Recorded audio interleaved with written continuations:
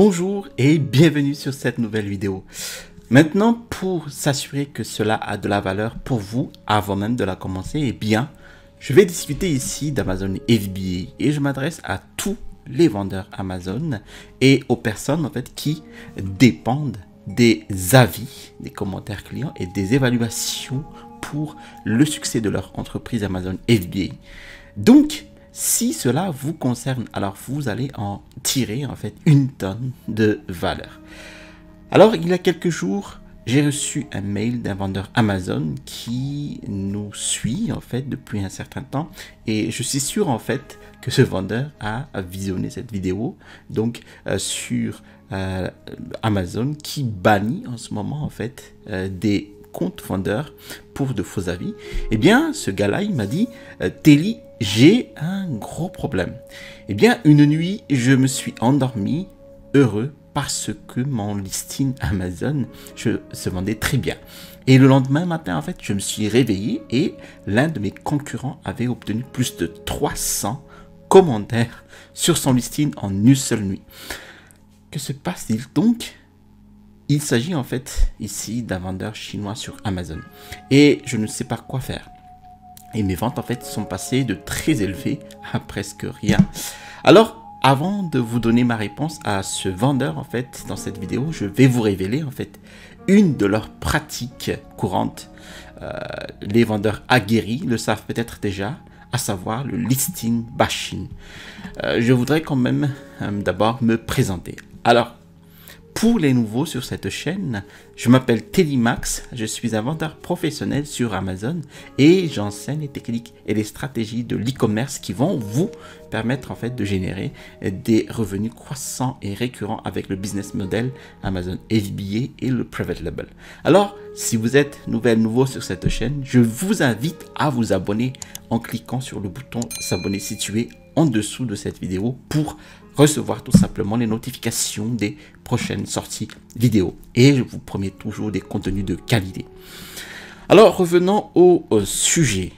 Ma première réponse à lui a été très simple en fait. Je lui ai dit, est-ce que le succès de tes ventes sur Amazon dépend des avis clients? Précisément de la vitesse d'acquisition d'avis clients. Parce que si c'est le cas, alors tu as construit ton entreprise pour qu'elle soit dépendante de quelque chose que tu ne peux pas contrôler. Lorsque vous créez une entreprise, même si les avis, évaluations sont importants, et j'y reviendrai en fait dans un instant, si vous créez votre entreprise de telle sorte qu'elle dépende toujours de quelque chose qui échappe à votre contrôle, eh bien vous vous placez dans une situation très délicate et vous vous engagez dans un parcours semé de frustration et de haut et de bas. Alors, les avis sont importants. Les clients lisent les avis. Les acheteurs regardent les avis. 84% des personnes regardent les avis avant de faire un acte d'achat sur une page produit. Par exemple, obtenir un taux de retour de 17% sur vos avis, c'est possible avec la stratégie que je vais vous montrer vers la fin de la vidéo.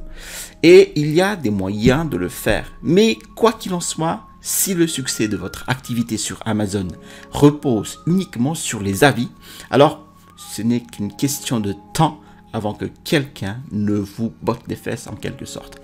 Maintenant, la question est, comment diable ces concurrents ont obtenu en fait 300 avis en une seule nuit? Eh bien, c'est ce qu'on appelle les listings ou les fiches produits recyclés. Laissez-moi vous donner un exemple. Disons que vous vendez des bougies, et tout d'un coup, vous remarquez que l'un de vos concurrents apparaît sur la scène et obtient 300 commentaires en une seule nuit. Et vous n'avez jamais remarqué ce listing avant. Mais il est là avec des commentaires. Comment diable ont-ils fait ça? Eh bien, ils ont recyclé un listing. En fait, ils ont pris une fiche produit qui vendait un produit différent. Ça peut être en fait un autre produit de la catégorie cuisine et maison. Cela pourrait être aussi un oreiller, n'importe quel produit de décoration de la maison dans la même catégorie. Et tout ce qu'ils ont fait, c'est de changer les photos. Ils ont changé le titre, ils ont changé les descriptions à puce Et ils avaient déjà plus de 300 commentaires sur cette page produit. Et ils l'ont mise à jour pour qu'il devienne en fait une bougie. Tout simplement. Et un concurrent de l'un de votre résultat de recherche sur les mots-clés qui définissent en fait votre page produit. Et c'est comme ça qu'ils font. Ils ont complètement dénaturé la fonction principale des commentaires. La fonction principale est de donner des avis circonstanciés du présent produit. Et bien, en l'occurrence, ces avis ne correspondent plus à ceux de la bougie. Voilà le listing bashing. Et à ce stade, en fait, Amazon a un système très robuste pour repérer ces pratiques. Mais je vais vous dire une chose, Amazon ne va pas tous les repérer et vous pourriez être victime de cette pratique. Une chose que j'ai apprise sur les vendeurs chinois d'Amazon, et j'ai appris cela en allant en Chine en fait. La dernière fois que nous y sommes allés, en fait, nous sommes entrés dans cet énorme marché de Yiwu et nous n'étions même pas techniquement censés être là, mais le fait d'avoir du personnel local nous a donné un peu de crédibilité. Donc nous avons pu entrer et nous sommes montés en fait dans cet ascenseur. Nous avons monté plusieurs étages et nous avons trouvé en fait cette énorme pièce remplie de gadgets. Et il y avait littéralement des centaines de vendeurs chinois d'Amazon. Alors ce qui me dit, c'est que ces vendeurs-là, ils travaillent sur une boutique. Je vais vous donner un exemple afin que vous saisissiez bien la portée de ce que je suis en train de vous dire. Là, en fait, je suis sur un exemple de bougie parfumée sur Amazon FR et en l'occurrence, en fait, ces bougies-là, donc c'est un lot de 4 ici et Amazon chose donc meilleure vente dans sa catégorie. Et là, si nous cliquons ici sur donc le nom du vendeur, là, eh bien, nous atterrissons ici. Et donc là, nous remarquons bien que nous avons bien une entreprise privée, donc basée en Chine, à Shenzhen. Et là, si nous revenons ici sur la page principale, et ici, vous avez en fait la mention « Visiter la boutique Yinluo Mirror ». Et si vous cliquez dessus, en fait, eh bien, vous allez atterrir ici. Et là, vous avez bien, en fait, une vraie boutique sur Amazon, donc avec ici l'image de tête et des onglets, plein d'onglets ici, donc décorer votre maison, éclairer votre vie, donc avec des produits à l'intérieur en fait de ces onglets. Vous avez ici donc l'accueil, tout ça, et imaginez que sur cette boutique, cette seule boutique, vous avez des centaines de vendeurs qui s'y attellent pour l'améliorer. Et rien que sur ce point, en fait, j'ai pensé que c'était un peu terrifiant. Et écoutez, je n'ai pas peur ici des Chinois et je n'ai rien contre eux. Mais lorsque vous avez des centaines de personnes qui travaillent toutes pour une seule boutique, pour une seule catégorie de produits sur Amazon, comment diable allez-vous entrer en concurrence avec eux? Eh bien, ce que j'ai appris au fil des années, c'est que les Chinois, en fait, vous battront probablement de manière systématique sur 2 points. Et en supposant en fait que vous soyez en Europe ou dans un pays occidental, ils vous battront probablement toujours en matière de vitesse et en fait ce que j'appelle d'effervescence. Cela semble inouï, mais c'est vrai. Je veux dire qu'il est normal d'avoir 20, 30, 40 boutiques Amazon différentes si vous êtes un vendeur chinois sur Amazon. Ce qui se passe, c'est que lorsque vous faites moins de ventes sur des produits d'une boutique et que cette boutique, vous pensez que vous allez la fermer, eh bien, vous ouvrez tout simplement la suivante parce que celle-là ne fonctionne pas très bien. C'est tout simple. Et puis, vous ouvrez la suivante. Les vendeurs chinois, en fait, sont dans cette mentalité de survie. Ils sont toujours en mode survie, même s'ils deviennent multimillionnaires avec Amazon FBA.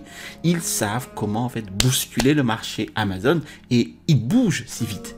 C'est presque incroyable. Donc, chaque fois que vous avez affaire à un concurrent de ce type, la seule façon de le combattre est de ne jamais engager la bataille sur son champ de bataille. Vous choisissez votre champ de bataille, vous le mettez à votre avantage. Donc, comme toute personne ayant une expérience militaire le ferait en fait, eh bien vous changez le terrain de jeu et la façon dont vous le faites est de tirer parti de votre force. Et encore une fois en fait, je sais que mon public est plus large que les vendeurs occidentaux, mais la majorité d'entre vous sont des vendeurs occidentaux. Et je vais donc ici m'adresser à vous spécifiquement pendant un moment. Si vous vivez en Europe, si vous vivez aux États-Unis ou dans l'un de ces pays où le marché Amazon en fait est le plus important, eh bien vous êtes probablement votre propre client. En d'autres termes, en fait, vous êtes la personne dans le pays où vous vendez vos produits Amazon. La dernière fois que j'étais en Chine, un des Chinois avec qui nous travaillons en fait m'a dit « Hi my friend », donc « Hey mon ami ». Ok, c'était notre toute première conversation. Tu dois comprendre quelque chose.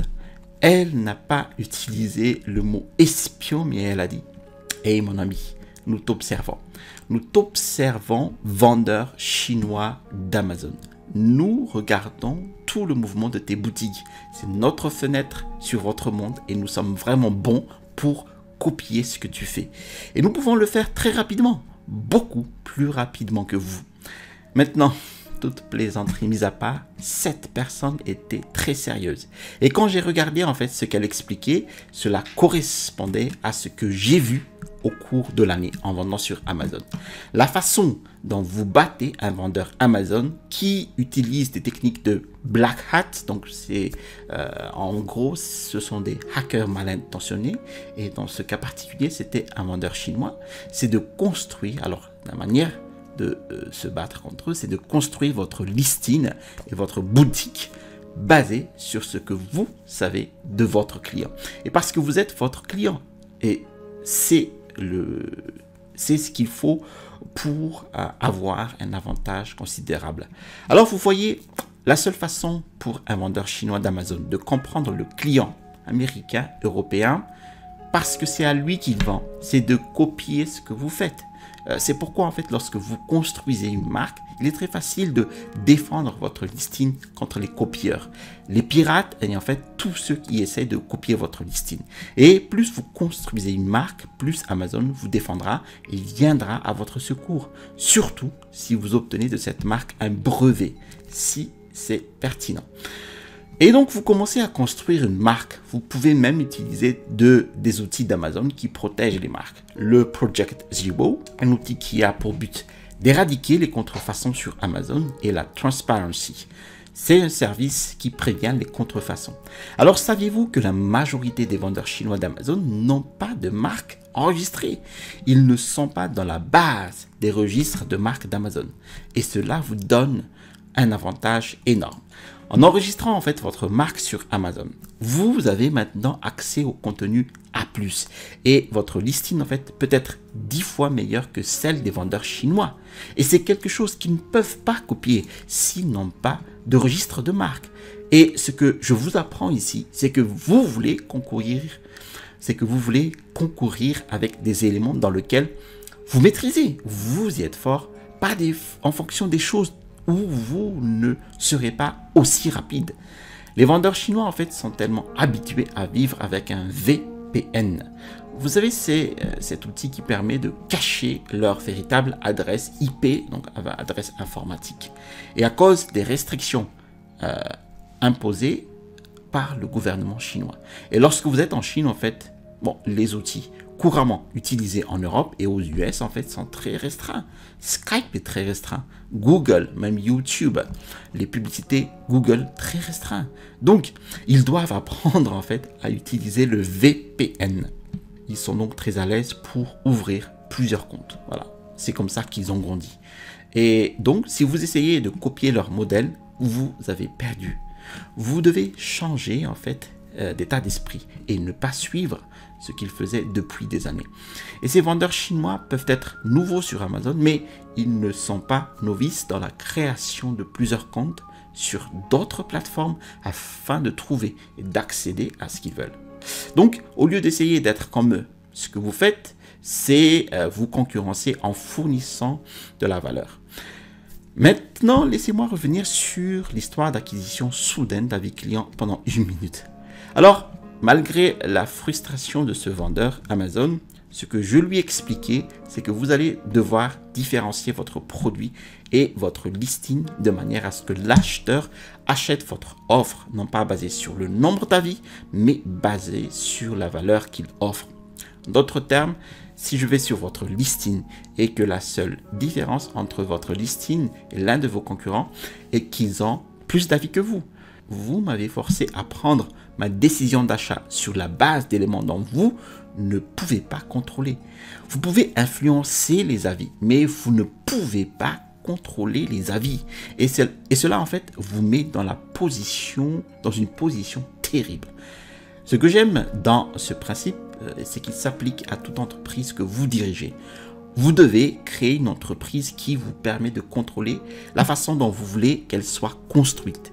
Parce que si vous ne le faites pas, vous pourriez un jour regretter que lorsque quelque chose vous est retiré des fruits de votre part ou quelque chose que vous ne pouvez pas contrôler complètement ruine votre entreprise. C'est pourquoi depuis mes premières vidéos YouTube en parlant aux vendeurs Amazon, j'ai dit la même chose que j'ai dit. Vous devez appliquer la stratégie de private label ou de création de marque propre avec la différenciation de produits. Alors ici, voici le moment important. La différenciation se fait à deux niveaux. Premièrement, il s'agit de la valeur perçue. Et deuxièmement, il s'agit de la valeur réelle. Alors, ici, permettez-moi d'abord de parler de la valeur perçue. La valeur perçue et à quoi elle ressemble. C'est ce que ressentent les gens lorsqu'ils regardent la photo. Le titre, la copie, les descriptions à puce, c'est la perception. La valeur réelle est le produit lui-même. Maintenant, j'ai découvert que la plupart des vendeurs Amazon ont tendance à être naturellement enclins à l'un ou à l'autre. Certains sont vraiment bons en marketing. Ils sont excellents pour rendre les choses belles, brillantes et belles. Et vous allez me dire, dans ma niche, j'ai un vendeur chinois en top des ventes et avec une marque déposée sur Amazon. Eh bien, observez bien ce vendeur top des ventes. La plupart du temps, il ne cumule pas ces deux valeurs, la valeur perçue et la valeur réelle avec son offre sur Amazon. Donc, pour vous illustrer en fait ce que je suis en train de vous dire, alors revenons sur notre exemple de miroir bougie parfumée pour cadeau. Alors, très bien, avec les photos principales, vous voyez très bien que ces photos attirent vraiment. Donc, les photos sont belles, le produit en lui-même est joli, bien présenté avec une belle boîte ici. Alors, si vous défilez même encore ici, vous voyez même la différence entre donc leur contenant de bougies ici et ici par rapport au contenant en fait fade d'autres concurrents. Donc vous avez bien une belle valeur perçue du produit ici. Vous avez même une vidéo ici. Voilà. Mais regardons maintenant au niveau des commentaires des avis clients. Alors ici, je suis dans les avis clients. Donc très bien. Ici, j'ai les rédacteurs d'avis. Et là, je descends. Et qu'est-ce que je vois? Décevant. Alors, je m'aperçois qu'il manque de la cire d'abeille, 3 paquets sur 4. Donc, alors c'est le piège en fait dans ce type de produit, c'est qu'il faut absolument que les 4 pièces en fait soient présentes. Sinon, le client va être déçu. Donc là, vous êtes déjà dans une valeur réelle qui manque au produit. La notice est en anglais. Donc là, vous avez déjà un avantage par rapport aux vendeurs chinois, c'est que vous parlez français ici. Donc hop, vous pourriez en fait rédiger une belle notice en français. Et là, c'est aussi manque de valeur réelle du produit. Et ici, si je descends encore, eh bien là, vous avez encore un problème avec le produit lui-même. Il ne remplit pas la fonction principale en fait là, c'est-à-dire de bien sentir, voilà, vous avez ici une bougie qui empeste. Il n'y a qu'une seule bougie qui sent bon. Donc vous voyez à travers cet exemple ce que je veux dire par la valeur réelle. Là, le vendeur a bien misé, a parfaitement misé sur la valeur perçue, donc la beauté extérieure du produit, mais ici à l'utilisation en fait, eh bien la bougie apparemment, en fait les bougies ne remplissent pas leur fonction principale, c'est de sentir bon. Alors, merci d'avoir suivi cette vidéo jusqu'à son terme. Si vous avez aimé cette vidéo, alors je vous invite à cliquer sur le bouton j'aime. Si vous avez aimé d'autres vidéos de ma chaîne, alors je vous invite à vous abonner en cliquant sur le bouton s'abonner situé en dessous de cette vidéo pour recevoir les prochaines notifications de vidéos. Je vous ai mis aussi en description de vidéo mon e-book, les 5 étapes pour démarrer un business à succès avec Amazon FBA. Vous trouverez ici le bouton pour vous abonner et à droite de cette vidéo, vous allez avoir une nouvelle sur les codes HTML pour rédiger les descriptions de produits sur Amazon. Allez, à la prochaine vidéo et restez toujours curieux.